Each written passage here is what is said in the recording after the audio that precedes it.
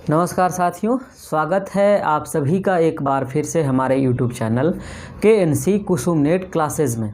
तो वैसे साथी जो हमारे चैनल पे पहली बार आए हैं तो सबसे पहले आप हमारे चैनल को सब्सक्राइब कर लीजिए, साथ में बेल आइकन को प्रेस ज़रूर कीजिएगा ताकि अगली बार कोई भी वीडियो डालूं तो सबसे पहले नोटिफिकेशन आप तक पहुंचे और आपकी तैयारी और बेहतरीन तरीके से संभव हो सके। तो जो साथी हमारे साथ पहले से बने हुए थे उन्हें पता होगा कि हम लोगों ने अपने तैयारी की शुरुआत पेपर 1 के साथ की थी। तो हमने सबसे पहले पेपर 1 में पढ़ा था कम्युनिकेशन को। तो कम्युनिकेशन पे जो साथी लेक्चर को नहीं देखे हैं, पहली बार आप आए हैं या फिर आपने उन लेक्चर को नहीं देखा है किसी कारणवश, तो आप चैनल के प्लेलिस्ट में जाएं और आप वहां से कम्युनिकेशन के उन तमाम लेक्चर्स को, जो कि 8 से 9 एपिसोड में आई थिंक सो वहाँ पे होगा, तो उन सभी को बारी बारी से आप एक एक करके देख लीजिएगा और उसका नोट्स ज़रूर तैयार कीजिएगा। डिस्क्रिप्टिव मोड में नोट्स को तैयार कीजिएगा। उसके बाद हमने पेपर 1 के दूसरे चैप्टर की शुरुआत की थी जिसका नाम था टीचिंग एप्टीट्यूड। तो यदि आपने पुराने लेक्चर को देखा होगा तो आपको पता होगा कि टीचिंग एप्टीट्यूड में हम लोगों ने सबसे पहले बात किया था उसके बेसिक्स के बारे में, यानी कि शिक्षण क्या है, टीचिंग को यदि हिंदी में बोलें तो वह क्या है ना, उसके परिभाषा को लेकर हमने बात किया था। उसका जो मोटिव्स है यानी उसका जो उद्देश्य है टीचिंग्स का, उसके बारे में बात किया था। और टीचिंग्स को लेकर के कई स्कॉलर्स ने अपने अपने राय व्यक्त किए हैं, यानी सबके अपने अपने पर्सनल ओपिनियंस हैं, उसके बारे में भी हम लोगों ने चर्चा की थी। तो आज हम लोग टीचिंग एप्टीट्यूड के एक नए चैप्टर की शुरुआत करने जा रहे हैं, एक नए टॉपिक की, एक नए चैप्टर नहीं, एक नए टॉपिक की। पहले हम लोगों ने लेवल ऑफ टीचिंग भी पढ़ा था। तो यदि आपने इन लेक्चर्स को नहीं देखा है तो आप प्लीज़ आप जाओ चैनल के प्लेलिस्ट में और आप उन सभी को बारी बारी से देख लो। एक बार आप देख लीजिए, उसके बाद फिर आपको पढ़ने की आवश्यकता नहीं होगी। फिर आप सवाल को सॉल्व कीजिए, किसी भी क्वेश्चन बैंक को उठाइए, प्रीवियस ईयर के सवाल को उठाइए, उसके बाद आप बनाइए, देखिए आपसे कितना सवाल बनता है। ठीक है, उसके बाद फिर मुझे कमेंट बॉक्स के माध्यम से बताइएगा। चलिए तो फिर आज के चैप्टर की शुरुआत किया जाए। आज हम लोग बात करने वाले हैं मैक्सिम ऑफ टीचिंग्स के बारे में। ठीक है, मैक्सिम्स को हिंदी में सूत्र बोलते हैं, शिक्षण के सूत्र के बारे में, यानी कि यदि आप पढ़ाने जाएंगे तो आप किन किन चीज़ों का ध्यान रखेंगे ताकि बच्चे आपके पढ़ाई को ज़्यादा समझ सकें, यानी उनका ज़्यादा से ज़्यादा ग्रोथ हो सके। तो हम लोग आज उस पर बहुत विस्तार में चर्चा करने वाले हैं। तो आइए फिर चर्चा की शुरुआत करते हैं। मैं उम्मीद करता हूँ कि आप सब लोग अच्छे होंगे और आप अपना ख्याल भी रख रहे होंगे कोरोना से, और नहीं रख रहे हैं तो आप ख्याल ज़रूर रखिए, क्योंकि सबसे पहले लाइफ है, उसके बाद फिर करियर है और फिर उसके बाद बाकी सारी चीज़ें। तो चलिए फिर आज के लेक्चर की शुरुआत किया जाए। हेडिंग दे दें आप, मैक्सिम्स ऑफ टीचिंग्स।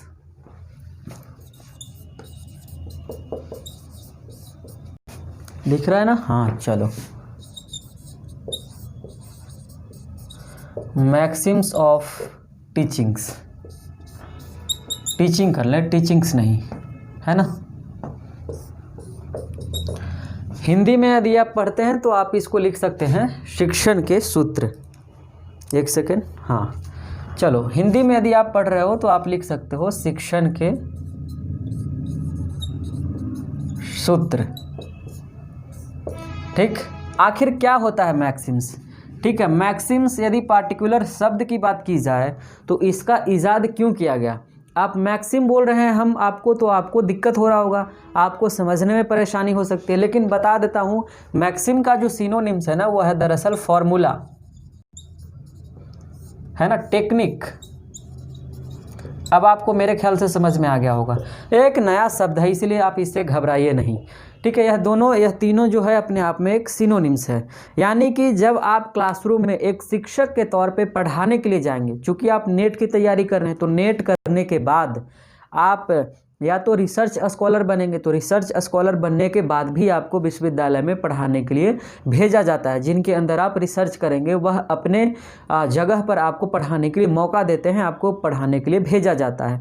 तो जब आपको पढ़ाने के लिए भेजा जाएगा, या फिर आप मान लीजिए आपने रिसर्च स्कॉलर नहीं बना और आप डायरेक्ट इंटरव्यू देकर असिस्टेंट प्रोफेसर बन गए, तो आप वहाँ पर भी जाएंगे तो कॉलेज में आपको पढ़ाना होगा, यानी कि पढ़ाना आपको सभी जगह है।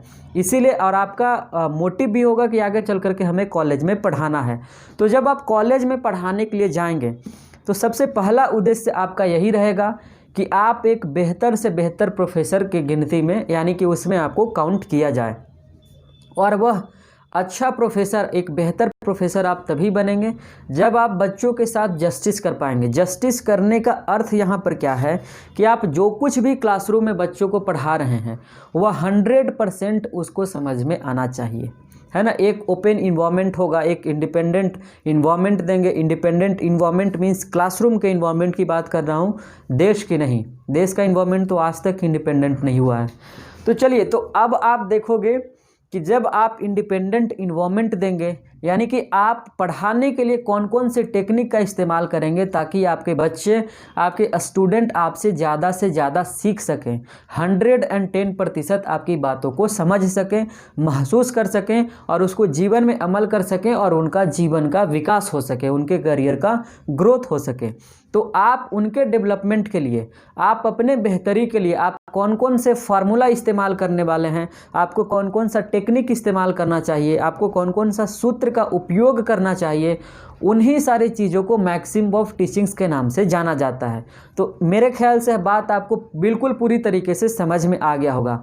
तो देखिए, जब आप क्लासरूम में जाओ पढ़ाने के लिए तो हमेशा आप माइंडसेट करके जाइए कि आपको बच्चों को ज़्यादा से ज़्यादा समझाना है और न के बराबर पनिशमेंट जैसा कोई भी चीज़ आपके दिमाग में आना ही नहीं चाहिए कि कोई बच्चा क्लासरूम में हल्ला कर रहा है तो आप उसको पीटने लगेंगे, उसको डांटेंगे। इस तरीके की भावनाएं आपके अंदर आनी ही नहीं चाहिए। करना तो बहुत दूर की बात है, आना भी नहीं चाहिए इस तरीके का थॉट प्रोसेस।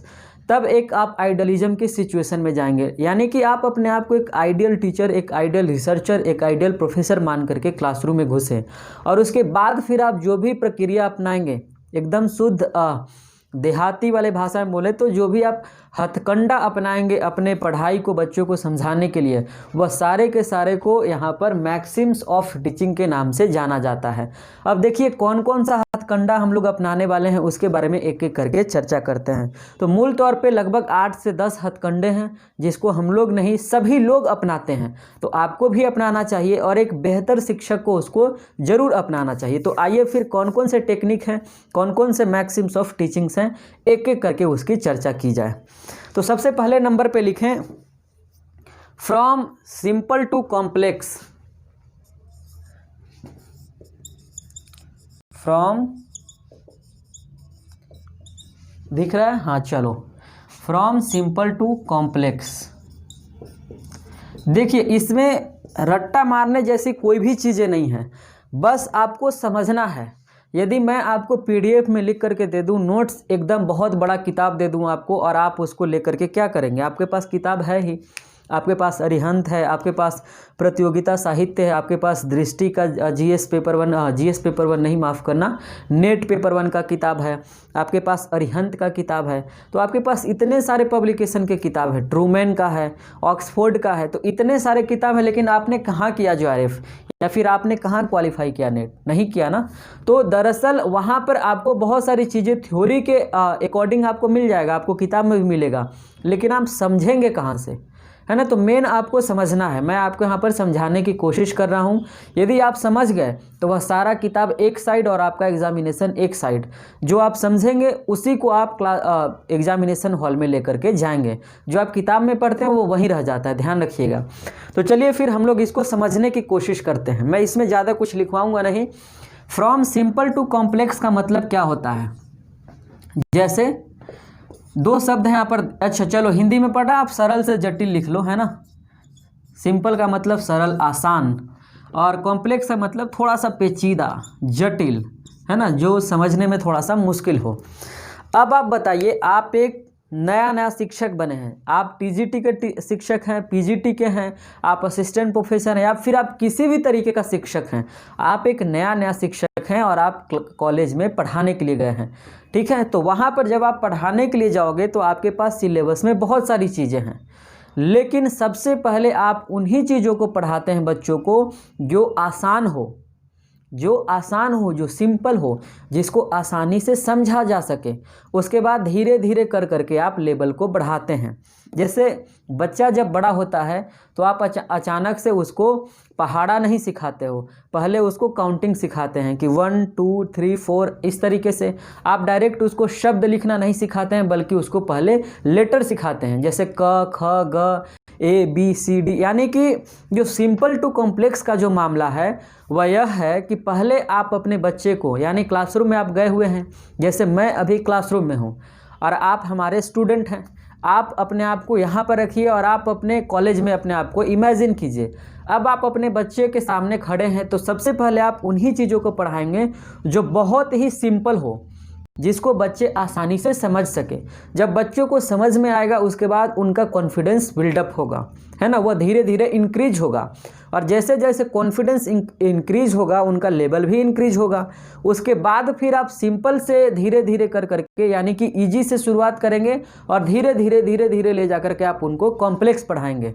ठीक है, कॉम्प्लेक्स पे ले जाएंगे। जैसे ट्रेडिशनल जो अप्रोच है हमारा, देखिए भारत का जो ट्रेडिशनल अप्रोच है पढ़ाने का, वह कौन सा अप्रोच है? एक तो है स्कूल लेवल का अप्रोच है। हमने आपको बताया था कि सबसे पहले लेवल जो है स्कूल लेवल का अप्रोच है। उसके बाद हमारे पास है इंटरमीडिएट यानी कॉलेज लेवल का अप्रोच, यूनिवर्सिटी लेवल का और हायर एजुकेशन का अप्रोच। 3 तरीके का अप्रोच है और 3 तरीके का लेवल हमने आपको बताया था। टीचिंग का 3 लेवल होता है। कौन कौन लेवल?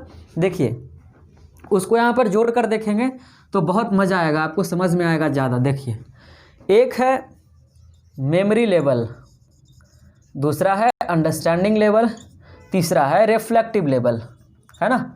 तो देखिए, मेमोरी लेवल में वह चीज़ें हैं जो बिल्कुल आसान होती है, उसी को हम लोग सिखाते हैं बच्चों को। उसके बाद जो चीज़ें समझने योग्य होती है, तब अंडरस्टैंडिंग वाली चीज़ों को हम लोग उसे बताते हैं। और उसके बाद रिफ्लेक्टिव लेवल जो है वह कॉम्प्लेक्स वाला लेवल है, ठीक है। और यह जो है इजी लेवल है, सिंपल वाला, ठीक है। मेमोरी लेवल जो है इजी है। तो सिंपल से कॉम्प्लेक्स का जो रास्ता है बिल्कुल उसी तरीके से है जैसे मेमोरी लेवल से रिफ्लेक्टिव लेवल की ओर हम लोग मूव करते हैं। यानी बच्चे को डायरेक्ट हम लोग रिफ्लेक्टिव लेवल की बात नहीं बताते हैं। इसलिए हमारा ट्रेडिशनल अप्रोच भी बहुत शानदार तरीके से काम करता है कि पहले आप मेमोरी लेवल चीज़ सिखाते हैं, फिर अंडरस्टैंडिंग लेवल, फिर रिफ्लेक्टिव लेवल। तो सिंपल टू कॉम्प्लेक्स का मामला बिल्कुल वैसा ही है जैसे मेमोरी लेवल से लेकर के रिफ्लेक्टिव लेवल के बीच का रास्ता है। यहाँ तक समझ में आ गया? तो इसमें और कुछ समझने की ज़रूरत नहीं है। चलिए, अब हम लोग बात करते हैं। अच्छा, उदाहरण तो मैंने समझा दिया, चलो इसमें और कुछ समझने वाली बात नहीं है। यदि आपको और उदाहरण की ज़रूरत है तो आप बताएं। जैसे चलो एक उदाहरण और देते हैं। जैसे मान लीजिए कि आप इंटरमीडिएट के स्टूडेंट हैं, है ना, और आप मैथ पढ़ते हैं, मैथ के स्टूडेंट हैं, मैं भी मैथ पढ़ता था, ठीक। उसमें एक बहुत बड़ा हिस्सा है जिससे लगभग 40 से 50 नंबर का पूछा जाता है मैथ में। वह चैप्टर का नाम है कैलकुलस, है ना, कैलकुलस। इससे 40 से 50 नंबर के सवाल पूछे जाते हैं। लेकिन आप पूरा का पूरा कैलकुलस देखेंगे तो वह पूरा का पूरा जो कैलकुलस है वह ट्रिग्नोमेट्री पे, है ना, ट्रिगोनोमेट्री पर आधारित है, त्रिकोणमिति पर आधारित है। इसका बेस क्या है? त्रिकोणमिति। तो जब तक आप किसी को त्रिकोणमिति नहीं पढ़ाएंगे और आप डायरेक्ट उसे कैलकुलस पढ़ाएंगे तो चीज़ें उसको समझ में नहीं आएंगी। इस बात को आप गारंटी मानिए। उसी तरह से जब आप क्लासरूम में जाते हैं तो सबसे पहले त्रिकोणमिति यहाँ क्या है? यहाँ सिंपल का काम कर रहा है और कैलकुलस जो है कॉम्प्लेक्स का काम कर रहा है। तो सिंपल से कॉम्प्लेक्स का रास्ता बिल्कुल इसी तरह से है। मेरे ख्याल से अब आपको समझ में आ गया होगा। अब हम लोग चलते हैं दूसरे टेक्निक की तरफ, है ना। आप लिखते चलेंगे हमारे साथ। चलिए, दूसरा हमारे पास है from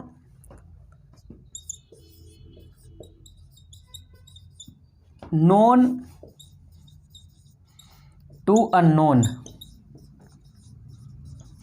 from known to unknown, 2 शब्द हैं, ध्यान रखिएगा, नोन और अननोन।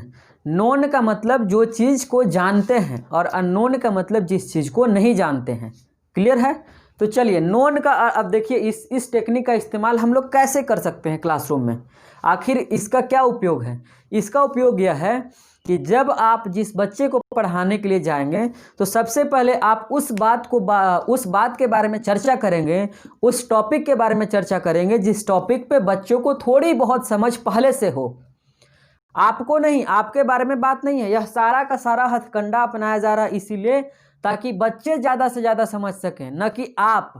ठीक है, तो बच्चे ज़्यादा से ज़्यादा कैसे समझेंगे? सबसे पहले आप क्लासरूम में जाएं तो आप उस टॉपिक पे चर्चा करेंगे जिस टॉपिक के बारे में थोड़ी बहुत ही सही, ठीक है, लिटिल बिट ही उन्हें पता है। किनको? स्टूडेंट को थोड़ा बहुत भी उन्हें पता है किसी सब्जेक्ट के बारे में, तो सबसे पहले आप वहाँ से शुरू करेंगे। ठीक है, आप वहाँ से शुरू करेंगे, यानी जो कुछ बच्चा जान रहा है थोड़ा बहुत वहाँ से शुरू करेंगे और उसके बाद उसको वहाँ तक पहुँचाएंगे जो वह नहीं जान रहा है। ठीक, जैसे मान लीजिए कि एक बच्चा है, चलिए इसको एक उदाहरण के तौर पे समझाता हूँ। मान लीजिए कि एक बच्चा है, उसको काउंटिंग आता है 1 to 100, लेकिन उसको पहाड़ा नहीं आता है। जैसे आप बोलते हो ना, 1 का पहाड़ा, 2 का पहाड़ा, 3 का पहाड़ा, इस तरीके से, लेकिन उसको पहाड़ा नहीं आता है ना। तो अब क्या करेंगे आप कि पहले आप काउंटिंग के बारे में उससे बात करेंगे, उसके बाद अननोन चीज़ क्या है, पहाड़ा, उसके बारे में बात करेंगे। ठीक है, दूसरे उदाहरण के तौर पे देखा जाए तो फिर उसी उदाहरण को लेते हैं हम लोग। जैसे कि एक मान लीजिए कि एक लड़का है जो इंटर का, वही उदाहरण, सेम उदाहरण लिया जा रहा है यहाँ पर भी। ठीक है, मैथ पढ़ता था। ठीक, अब उसके पास ट्रिग्नोमेट्री का नॉलेज है थोड़ी बहुत, तो सबसे पहले आप आपको बताना है उसको कैलकुलस। तो आप जब क्लासरूम में जाएंगे तो आप डायरेक्ट कैलकुलस पे चर्चा नहीं करेंगे, बल्कि सबसे पहले चर्चा करेंगे ट्रिग्नोमेट्री पे, है ना, त्रिकोणमिति के बारे में चर्चा करेंगे, जो उसको थोड़ा बहुत पता है, यानी कि जिसके बारे में उसके पास थोड़ी बहुत समझ पहले से है। तो सबसे पहले आप उसके बारे में चर्चा करेंगे, उसके बाद आप उसे वह चीज़ बताएंगे जो वह नहीं जान रहा है। आप सोचिए, 1 सेकंड के लिए इमेजिन कीजिए कि आप डायरेक्ट वह चीज़ बताएं जो वह नहीं जान रहा था, बिल्कुल भी, वह पूरी तरह से उसके लिए अनजान था। तो उसको ग्रास्प करना, यानी उसको गेट इन करना, उसको लेना, उसको समझना उस बच्चा के लिए मुश्किल हो जाएगा। इसलिए सबसे पहले आपको वह बात करना है जो वह पहले से जान रहा था। क्लियर है? तो यह इसके बारे में बस इतना ही, इससे ज़्यादा आपको नहीं जानना है। यह कॉन्सेप्ट बस समझना है। बच्चे कॉन्सेप्ट नहीं समझ पाते हैं, बस इसको रट्टा मार लेते हैं। अच्छा चलो, इसको एकदम शुद्ध हिंदी में जो लोग लिखते हैं ना, वह लिखते हैं ज्ञात से अज्ञात की ओर। आप लिख लो, ज्ञात से बोलोगे हिंदी में, क्लासरूम बोलता हूँ और अंग्रेजी में लिखता हूँ, ज्ञात से अज्ञात की ओर। चलो, तीसरे नंबर पे बात किया जाए, इसको मिटा लेते हैं। तीसरे नंबर पे पॉइंट की बात की जाए तो फ्रॉम सीन टू अनसीन। ठीक है, फ्रॉम सीन टू अनसीन। चलो,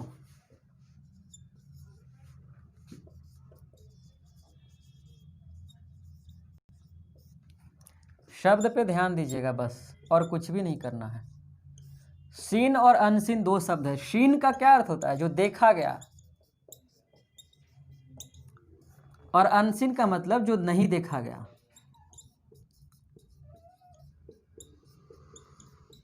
सीन टू अनसीन, है ना। यानी कि अनसीन का जो कॉन्सेप्ट है वह है एक थॉट प्रोसेस जो कि रिफ्लेक्टिव लेवल में जिसको डेवलप किया जाता है, और सीन का जो प्रोसेस है वह मेमोरी लेवल का एक अप्रोच है। बस आप यही अप्रोच के साथ काम करेंगे तो आपको एक एक चीज़ समझ में आ जाएगा। सीन और अनसीन का बस उतना ही संबंध है जैसे जिसके बारे में बच्चा जान रहा है, मेमोरी लेवल का अप्रोच। ठीक है, अनसीन का मतलब क्या है कि जहाँ पर आप थॉट प्रोसेस बिल्ड करते हैं, जैसे आप थॉट को नहीं देखते हैं, ठीक है, आप विचार को नहीं देख सकते हैं। ठीक है, आप विचार को नहीं देख सकते हैं। आप लिखना चाहें तो आप लिख सकते हैं, the students should impart knowledge about the present and then they can understand the past and the future better. यानी कि सबसे पहले हम बच्चों को यह बताते हैं, सीन का संबंध प्रेजेंट से है। प्रेजेंट कहने का अर्थ जो अभी हम लोग लाइफ जी रहे हैं, जहाँ पर वो बच्चा बैठा है, और अनसीन का मतलब जो उसको नहीं देखा है, जैसे पास्ट को उसने नहीं देखा है, फ्यूचर को भी नहीं देखा है। तो जब आप क्लासरूम में जाएंगे बच्चे के सामने तो आप उसको पहले प्रेजेंट के बारे में बताएंगे, उसके बाद फिर आप उसको पास्ट एवं फ्यूचर के बारे में बताएंगे। ठीक है, तो ध्यान रखिएगा, सबसे पहले हमको प्रेजेंट पे चर्चा करना है और फिर पास्ट पे करना है और फिर फ्यूचर पे करना है। तो सीन का संबंध प्रेजेंट से है, अनसीन का संबंध पास्ट एवं फ्यूचर से है। चौथे नंबर पे आते हैं, मेरे ख्याल से अभी आपको समझ में आ गया होगा। और चौथे नंबर पे हम लोग अब चर्चा करते हैं। चौथा पॉइंट जो है हमारा,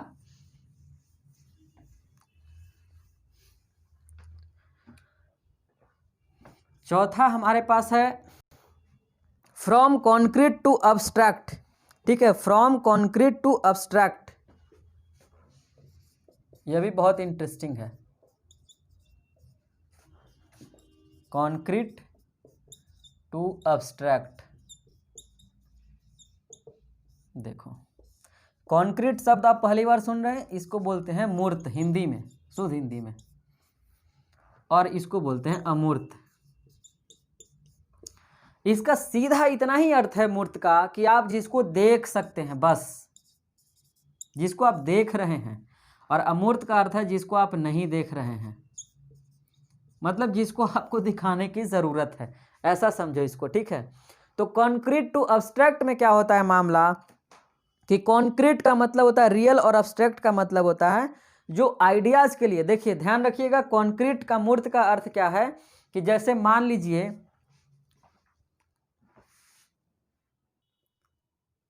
सॉरी एक सेकेंड, हाँ चलो, तो मूर्त का क्या अर्थ है, जिसको आप देख रहे हैं। जैसे आप देखिए, बच्चा जब जन्म लेता है तब आप उसको एक स्लेट होता है, जैसे हमारे घर में भी था, तो उस स्लेट का एक हिस्सा होता है जिसमें इस तरीके से 10 खाने बने होते हैं, जिसमें इसमें एक रहता है, इसमें 2 ऐसे गोला है, 3 गोला है, 4 है, इस तरीके से 10 तक रहता है काउंटिंग। यह जो सिखाने की जो प्रक्रिया है ना, यह मूर्त प्रक्रिया है। ठीक है, यह मूर्त रूप है, कॉन्क्रीट रूप में आप उसको सिखा रहे हैं। लेकिन जब इस लेवल से लेकर के इस लेवल तक की बात की जाए, जैसे आपने अब्स्ट्रैक्ट नाउन पढ़ा होगा, यानी कि जिसको आप नहीं देख सकते हैं, नहीं छू सकते हैं, बिल्कुल केवल और केवल आप उसको महसूस कर सकते हैं। तो अब्स्ट्रैक्ट नाउन का कॉन्सेप्ट यहाँ पर लाएंगे तो आप आसानी से समझ जाएंगे। अब्स्ट्रैक्ट का संबंध यहाँ से आइडियाज से है, जहाँ पे आपका थॉट प्रोसेस बिल्ड होने लगता है, जहाँ पर आपके अंदर सोचने की शक्ति, विचार करने की शक्ति, विचार करने की क्षमता का डेवलपमेंट किया जाता है। तो अब जब आप क्लासरूम में जाएंगे तो आप डायरेक्ट थॉट प्रोसेस क्रिएट करने के लिए नहीं होंगे। ठीक है, तो आप वहाँ पर सबसे पहले कॉन्क्रीट लेवल पे बात करेंगे, यानी कि मूर्त रूप में पहले आप उसको चीज़ों को दिखाएंगे। मूर्त रूप का एक और मतलब ये होता है कि किसी भी चीज़ को मैप के माध्यम से समझाना, यानी कि दिखा करके। ठीक है, जैसे मैंने यहाँ पर दिखाकर आपको समझाया, तो यह क्या है, कॉन्क्रीट है। ठीक, मैप के माध्यम से समझाना, चार्ट के माध्यम से समझाना, खिलौने के माध्यम से समझाना, यानी किसी भी ऑब्जेक्ट्स का इस्तेमाल आप करेंगे, यानी कि किसी भी चीज़ को शो ऑफ कर करके उससे किसी बच्चे को सिखा रहे हैं, तो वह कॉन्क्रीट लेवल है, कॉन्क्रीट अप्रोच है। लेकिन जब वैसा चीज़, जब उस माध्यम से आप सिखा रहे हैं, जैसे हायर एजुकेशन में आप चले जाते हैं, तब आप वहाँ पर थॉट प्रोसेस बिल्ड करते हैं ना, थॉट प्रोसेस जहाँ पे आएगा वहाँ पर आप उसको नहीं देख रहे हैं, लेकिन उसके अंदर ज्ञान की वृद्धि हो रही है। तो डायरेक्ट हम लोग अब्स्ट्रैक्ट अप्रोच तक नहीं पहुँचते हैं, डायरेक्ट थॉट प्रोसेस को बिल्डअप नहीं करते हैं, उसके लिए हमें यहाँ से गुजरना पड़ता है, कॉन्क्रीट लेवल से। ठीक है, तो कॉन्क्रीट और अब्स्ट्रैक्ट के बीच में क्या संबंध है आपने समझ गया। तो अगले पॉइंट पे चलते हैं, 5वें नंबर पे। अब्स्ट्रैक्ट को अमूर्त बोलते हैं, मूर्त से अमूर्त की ओर आपको लिखना हो तो हिंदी में आप लिख सकते हो। चलो 5वें नंबर पे बात करें तो हमारे पास है साइकोलॉजी से लेकर के लॉजिकल।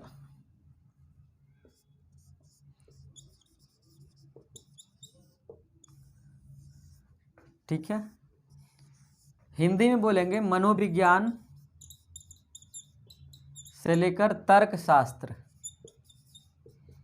मार्कर भी लगता है खत्म ही हो गया, देख लेते हैं। तर्कशास्त्र है ना, चलो ठीक है, चल रहा है। यानी कि सबसे पहले जब आप क्लास में जाएंगे तो आप डायरेक्ट उसको, बच्चे को, ठीक है, उसको का मतलब बच्चे, आपके स्टूडेंट, तो आप उसको डायरेक्ट लॉजिकल बनाने की कोशिश नहीं करेंगे।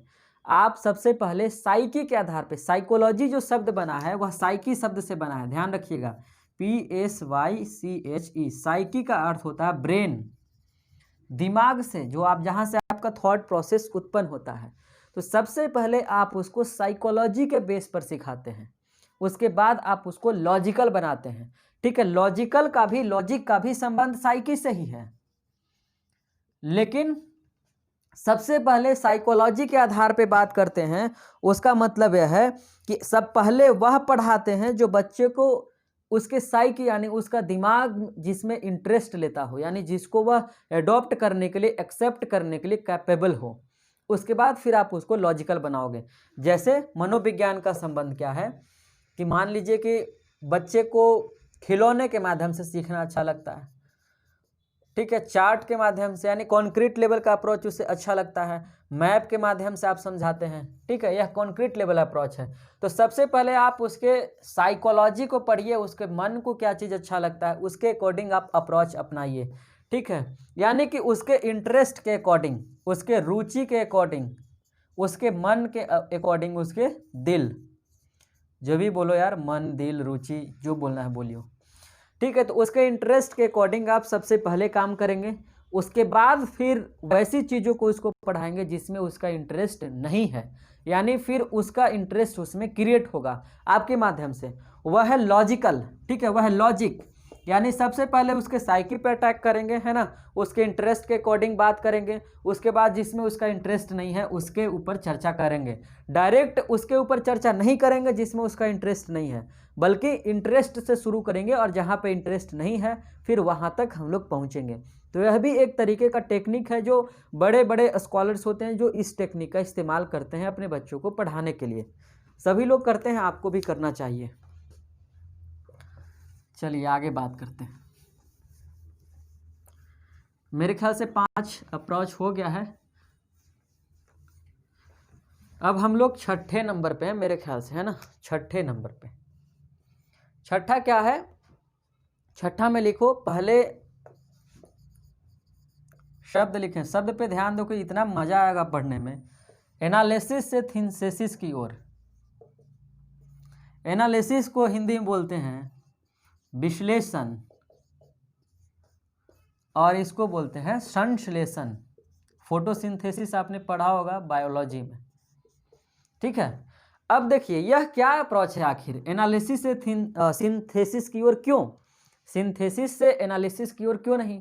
देखिए एनालिसिस क्या होता है, सबसे पहले आप उसको समझिए। किसी भी चीज़ को विस्तार रूप देना, उसका एक्सपेंशन करना, उसको एक्सपैंड करना, उसको बड़ा करना, ठीक है। कोई भी आइडिया, कोई छोटी सी बात है, जैसे आप निबंध लिखते हो, ठीक है, तो निबंध बोल दिया गया कि गाय पर लेख लिखो। अब गाय एक शब्द है लेकिन इसके ऊपर आपने 500 शब्द में लिख दिया। यह एनालिटिकल क्षमता है ना, यह एनालिसिस है, ठीक। लेकिन आपने स्कूल में एक और पढ़ा होगा जिसको बोला जाता है संक्षेपण। अब क्या किया कि यह 500 शब्द आपको दे दिया गया और आपको बोला गया कि आप इसको 100 शब्दों में लिख करके बताइए। यानी कि जो 500 शब्दों में बकवास किया गया है उसको 100 शब्दों में आप कैसे उस बकवास को कर सकते हैं। यह जो कला है, यह जो टेक्निक है, वही दरअसल संक्षेपण का टेक्निक है, संश्लेषण का टेक्निक है। तो जब आप सिविल सर्विसेज की तैयारी करते हैं तो वहाँ पर आपको सिंथेसिस लेवल का भी सवाल पूछा जाता है और एनालिसिस लेवल का भी सवाल पूछा जाता है। यानी सबसे पहले आप बच्चों को किसी भी चीज़ को विस्तार करना सिखलाएंगे, थॉट प्रोसेस बिल्ड करेंगे तो वह विस्तार करना सीखेगा। और जब वह विस्तार करना सीख जाता है फिर उसको आप बोलेंगे कि इसको छोटा करना सीखो, यानी कि मतलब बहुत ज़्यादा शब्द में नहीं बात करना है, बहुत कम शब्दों में बहुत ज़्यादा बात कर लेना, ठीक है। यही समझना है इस बात को। जैसे जितने भी शायर लोग होते हैं वह सभी के सभी इस थ्योरी के अकॉर्डिंग काम करते हैं, सिंथेसिस के अकॉर्डिंग। बहुत कम शब्दों में बहुत बड़ी बात बहुत ज़्यादा बोल जाते हैं। यह दरअसल यह कला जो है सिंथेसिस का अप्रोच है।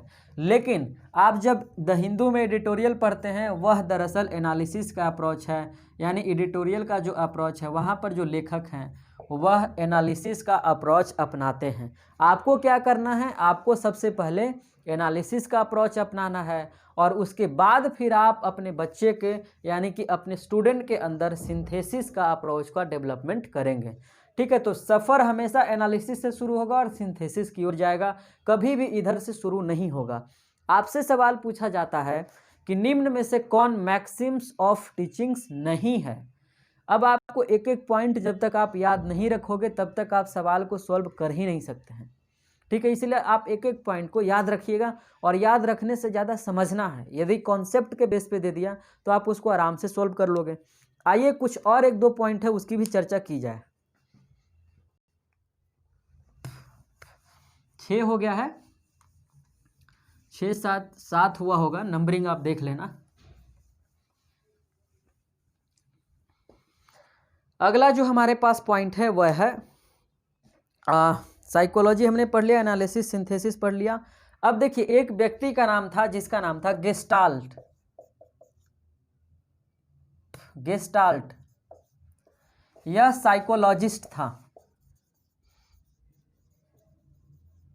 इसीलिए इन्होंने जो थ्योरी दिया उसको बोला जाता है गेस्टाल्ट साइकोलॉजी, ठीक है, गेस्टाल्ट साइकोलॉजी। इसमें दरअसल यह बताया गया कि जैसे किसी भी चीज को सबसे पहले आप पूरा देखते हैं, ठीक है, उसके बाद उसके छोटे छोटे हिस्से करके उसके बारे में चर्चा करते हैं। जैसे आप ऐसे समझो, जैसे आप यूजीसी नेट का तैयारी कर रहे हो, है ना, ऑब्वियस सी बात है कर रहे हैं, किसी भी सब्जेक्ट से कर रहे हैं आप, ठीक। इतिहास वाले के लिए मैं बात कर रहा हूँ, आप किसी भी सब्जेक्ट से कर रहे हो, आप अपने सब्जेक्ट को यहाँ पर रख लो। उसके बाद देखिए जैसे आपका सिलेबस जो है वह 10 यूनिट में है, ठीक है, तो सबसे पहले आप ओवरऑल सिलेबस को देखते हैं। यह जो ओवरऑल जो कॉन्सेप्ट है, ओवरऑल ऑब्जर्वेशन का, यह कॉन्सेप्ट ही दरअसल गेस्टाल्ट साइकोलॉजी के अंतर्गत काउंट किया जाता है।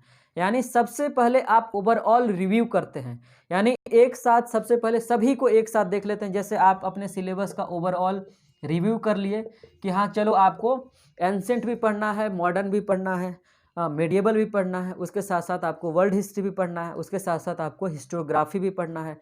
तो यह एक ओवरऑल रिव्यू हो गया। उसके बाद गेस्टाल्ट साइकोलॉजी यही कहता है कि सबसे पहले आप ओवरऑल रिव्यू कीजिए, यानी सबसे पहले आप पूरा देखिए। इसको एक और बोला जाता है संपूर्ण से पूर्ण की ओर, है ना, संपूर्ण से अंश की ओर। अंश यानी संपूर्ण का क्या अर्थ है, होल, और अंश का अर्थ पार्ट, यानी कि सबसे पहले आप पूरा देखिए, उसके बाद फिर उसको छोटा छोटा छोटा छोटा करके देखिए। जैसे पहले आपने पूरा देखा कि यूनिट, टोटल यूनिट 10 है, उसके बाद फिर आपने ओवरऑल पढ़ लिया कि चलो टीचिंग एप्टीट्यूड है, रिसर्च एप्टीट्यूड है, उसके बाद कम्युनिकेशन है, इंफॉर्मेशन एंड कम्युनिकेशन टेक्नोलॉजी है, डीआई है, यह तमाम सारी चीज़ें हैं। अब आप करेंगे कि फिर आप उसको टीचिंग एप्टीट्यूड में जाएंगे और उसमें बारी बारी से एक एक चीज़ को देखेंगे कि टीचिंग एप्टीट्यूड में हमें क्या क्या पढ़ना है।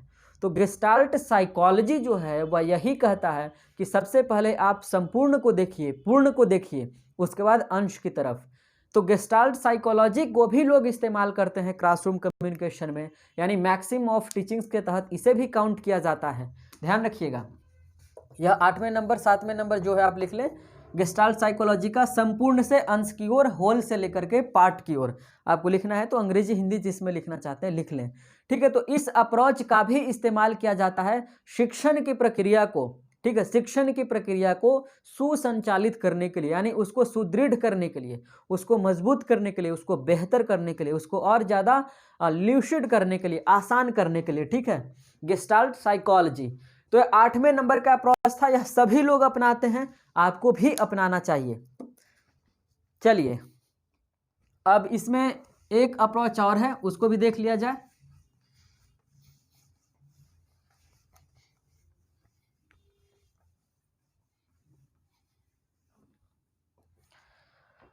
अगला जो अप्रोच है हमारे पास क्या है देख लेते हैं एक बार। चलो हाँ, पार्टिकुलर टू जनरल एक बच गया है।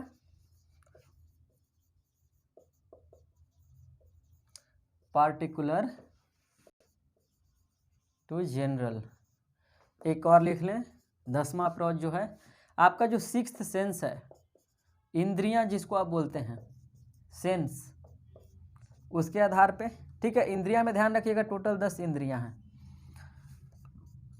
और 11वें नंबर पे लिख लें आप नेचर।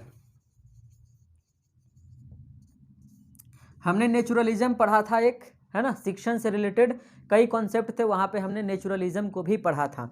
अब हम लोग देखते हैं कि आखिर पार्टिकुलर से लेकर के जनरल का जो मसला है वह दरअसल क्या होता है।